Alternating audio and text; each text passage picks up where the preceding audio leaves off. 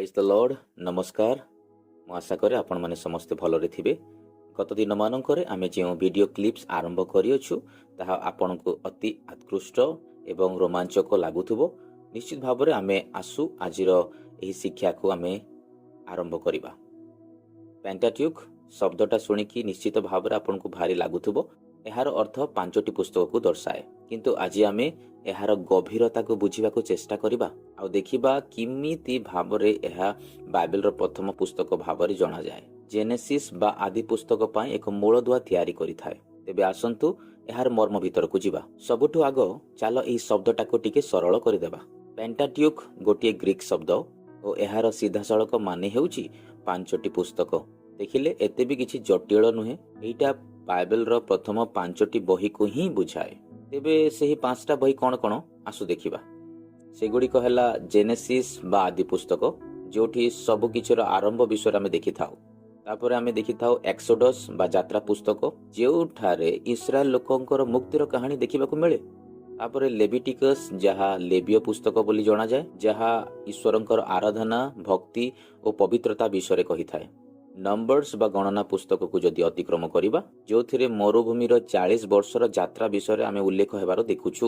ଆଉ ଶେଷରେ ଡିଟ୍ରୋନୋମି, ଯାହାକି ଦ୍ୱିତୀୟ ବିବରଣୀ ବୋଲି ଆମେ ଜାଣୁ, ଯେଉଁଠି ମୋଶା ତାଙ୍କର ଶେଷ କଥା ଗୁଡ଼ିକ ଆମମାନଙ୍କ ପାଇଁ ଲେଖି ଯାଇଅଛନ୍ତି। ଏହି 5ଟି ପୁସ୍ତକକୁ ମିଶାଇ ବ୍ୟବସ୍ଥାର ପୁସ୍ତକ ବା ପେଣ୍ଟାଟ୍ୟୁକ୍ ବୋଲି କୁହାଯାଏ। କିନ୍ତୁ କଥାରେ ଯଦି ଦେଖିବା, ଏହି ବହି ଗୁଡ଼ାକ ଏତେ ଜରୁରୀ କାହିଁକି? ଏଗୁଡ଼ିକ କ'ଣ ଖାଲି କିଛି ନିୟମର ତାଲିକା? ଏହାର ଉଦ୍ଦେଶ୍ୟ ବହୁତ ଗଭୀର ଥିଲା। ଆଦୌ ନୁହେଁ। ପ୍ରକୃତରେ ଯଦି ଦେଖିବା, ଏହି ପୁସ୍ତକ ଗୁଡ଼ାକ ହେଉଛି ବାଇବେଲର ପ୍ରକୃତ ମୂଳଦୁଆ। ମୁଖ୍ୟତଃ ଏହି ବ୍ୟବସ୍ଥାର 2ଟି କାମ ଥିଲା। ଗୋଟିଏ ପଟେ ଏଥିରେ ଥିବା ସବୁ ବଳିଦାନ ଓ ରୀତିନୀତି ଭବିଷ୍ୟତରେ ଆସିବାକୁ ଥିବା ଜଣେ ମୁକ୍ତିଦାତାଙ୍କ ଆଡ଼କୁ ଇସାରା କରୁଥିଲା ଓ ଅନ୍ୟପଟେ ଏହା ଏକ ମଣିଷ ପାଇଁ ଆଇନା ବା ଦର୍ପଣ ପରି କାମ କରୁଥିଲା। ଆଉ ଏହା ଆମକୁ ସ୍ପଷ୍ଟ ଭାବରେ ବା ଅନ୍ୟମାନଙ୍କୁ ସ୍ପଷ୍ଟ ଭାବରେ ଦେଖାଉଥିଲା ଯେ ଏହା ମଧ୍ୟରେ କେତେ ପାପ ରହିଅଛି ଆଉ ଗୋଟେ ବ୍ୟକ୍ତିକୁ କ୍ଷମାର କେତେ ଆବଶ୍ୟକତା ରହିଅଛି। ଏହି ଯେଉଁ ଦର୍ପଣର ଉପମା ଆମେ ଦେଖୁଅଛୁ, ଏହା ବହୁତ ଶକ୍ତିଶାଳୀ ଅଟେ। କାରଣ ବ୍ୟବସ୍ଥାକୁ ଯେତେବେଳେ ମଧ୍ୟ କୌଣସି ବ୍ୟକ୍ତି ପଢ଼େ, ସେ ନିଜର ଦୁର୍ବଳତାକୁ ଦେଖିପାରେ। ସେମାନେ ବୁଝିପାରୁଥିଲେ ଯେ ଈଶ୍ୱରଙ୍କର ଦୟା ଓ କରୁଣାର କେତେ ଆବଶ୍ୟକ ଅଛି। ଆଉ ଗୋଟେ ମଜା କଥା ଯଦି ଦେଖିବା, ଏହି 5ଟା ବହି ପ୍ରଥମରୁ ଅଲଗା ଅଲଗା ନଥିଲା। ମୂଳତଃ ଏହା ଗୋଟିଏ ଲମ୍ବା ପାଣ୍ଡୁଲିପି ଥିଲା, ଯାହାକୁ ତୋରାହା ବା ବ୍ୟବସ୍ଥା ବୋଲି କୁହାଯାଉଥିଲା। ମୂଳତଃ ଆମେ ଯଦି ଦେଖିବା, ଏହି ପୁସ୍ତକ ଗୁଡ଼ିକ ଭିତରେ ଏକ ସୁଚିନ୍ତିତ ଅବସ୍ଥା ରହିଅଛି। ଗୋଟିଏ ସୁସଙ୍ଗତ କାହାଣୀ ଭାବରେ ଲେଖା ଯାଇଥିଲା। ତେବେ ଏହି ଏକକ କାହାଣୀର ଲେଖକ କିଏ? ପରମ୍ପରା କହେ ସେ ହେଉଛନ୍ତି ମୋଶା ଓ ଏହାର ପ୍ରମାଣ ମଧ୍ୟ ଅଛି। ଏମିତି ନୁହେଁ ଯେ କେହି ପରେ ଏହାକୁ ଯୋଡ଼ି ଦେଇଛି। ଦେଖନ୍ତୁ, ବହି ଭିତରେ ଏହା ସବୁ ଲେଖାଯାଇଅଛି, ବରଂ ଈଶ୍ୱରଙ୍କର ଯୋଜନା ଅନୁସାରେ ଏହା ଆରମ୍ଭରୁ ଶେଷ ପର୍ଯ୍ୟନ୍ତ ପୁରାତନ ଜିହୁଦୀ ପରମ୍ପରା ଏହାକୁ ମାନେ। ଏପରିକି ସ୍ୱୟଂ ଯୀଶୁ ମଧ୍ୟ ଏହା ଉପରେ ଶିକ୍ଷା ଦେଇଅଛନ୍ତି ଓ ପରବର୍ତ୍ତୀ ଐତିହାସିକ ବହିମାନଙ୍କ ମଧ୍ୟରେ ମଧ୍ୟ ଏହାର ଉଲ୍ଲେଖ ହୋଇଥିବାର ଆମେ ଦେଖିପାରୁ। ହଉ, ତେବେ ଆସୁ ଆମେ ପେଣ୍ଟାଟ୍ୟୁକ୍ର ଏକ ବଡ଼ ଛବି ମଧ୍ୟକୁ ଯିବା ଆଉ କିଛି ବୁଝିବା। ଧ୍ୟାନ ଦେବା ଏହାର ପ୍ରଥମ ଏବଂ ସବୁଠୁ ମୂଳ ବହି ଉପରେ, ଯାହା ହେଉଛି ଜେନେସିସ୍ ବା ଆଦି ପୁସ୍ତକ। ଏଇଟା ହେଉଛି ସେହି ମୂଳଦୁଆ ଯାହା ସବୁକିଛି ତାହା ଉପରେ ସ୍ଥାପିତ ବା ସୃଷ୍ଟି ବା ଆରମ୍ଭ ହୋଇଅଛି। ଜେନେସିସ୍ ବା ଆଦି ପୁସ୍ତକ, ଏହାର ମାନେ କ'ଣ? ଏହାର ମାନେ ସିଧାସଳଖ ଆମେ ଦେଖୁ, ଯାହାକି ଉତ୍ପତ୍ତି ବୋଲି କୁହାଯାଏ ବା ଜନ୍ମ। ଆଉ ନାଁଟା ଯେମିତି, ବହିଟା ବି ଠିକ୍ ସେମିତି ଦେଖିବାକୁ ମିଳେ। ଏଇଟା ହେଉଛି ଆରମ୍ଭର ପୁସ୍ତକ। କିନ୍ତୁ କେଉଁ ସମସ୍ତ ବିଷୟର ଆରମ୍ଭ ଟିକେ ଭାବି ଦେଖନ୍ତୁ। ଏହି ପୁରା ସଂସାରର ଆରମ୍ଭ, ମାନବ ଜାତିର ଆରମ୍ଭ, ପାପର ଆରମ୍ଭ, ଆଉ ସବୁଠୁ ଜରୁରୀ କଥା, ମୁକ୍ତିର ପ୍ରତିଜ୍ଞାର ଆରମ୍ଭ। ଏପରିକି ପରିବାର, ଅଲଗା ଅଲଗା ଜାତି ଆଉ ହିବ୍ରୁ ଜାତିର ମୂଳଦୁଆ, ସବୁ କିଛିର ଆରମ୍ଭ ଏହି ଗୋଟିଏ ବହିରୁ ହିଁ ମିଳିଥାଏ। ଆଉ ପୁରା ଜେନେସିସ୍ ବା ଆଦି ପୁସ୍ତକର କାହାଣୀ 2ଟା ମୁଖ୍ୟ ଚିତ୍ର ଉପରେ ଚାଲିଛି, ଆଶୀର୍ବାଦ ଓ ଅଭିଶାପ। ଯେଉଁଠି ଈଶ୍ୱରଙ୍କ କଥା ମାନି ବିଶ୍ୱାସ କରାଯାଏ, ସେହିଠି ମିଳେ ଆଶୀର୍ବାଦ, ଆଉ ଯେଉଁଠି ଅବାଧ୍ୟତା ଦେଖାଯାଏ, ସେଇଠି ଆସେ ଅଭିଶାପ। ଏଦନ ଉଦ୍ୟାନ ବଗିଚାରୁ ଆରମ୍ଭ କରି ପୁରା ବହିରେ ଏହି ଧାରାଟି ଚାଲିଥାଏ। ଏତେ ବଡ଼ ବହିକୁ ସହଜ ଭାବରେ ବୁଝିବାକୁ ହେଲେ ଆମେ ଏହାକୁ 4ଟି ଭାଗରେ ବାଣ୍ଟି ପାରିବା। ପ୍ରଥମରେ ଦେଖିବା ଯଦି, ତାହେଲେ ସୃଷ୍ଟି ଓ ପତନ ବୋଲି ଜଣାଯାଏ। ତାପରେ ଆସିଲା ନୋହଙ୍କର ସମୟର ଭୟଙ୍କର ଜଳପ୍ଲାବନ। ତାପରେ ଆସେ ଅବ୍ରାହମଙ୍କର କାହାଣୀ, ଯାହାଙ୍କୁ ବିଶ୍ୱାସର ପିତା ମଧ୍ୟ କୁହାଯାଏ। ତାପରେ ଆସେ ଯୋସେଫଙ୍କ ଜୀବନର ସେହି ଆଲୌକିକ ଆଶ୍ଚର୍ଯ୍ୟମୟ କାହାଣୀ।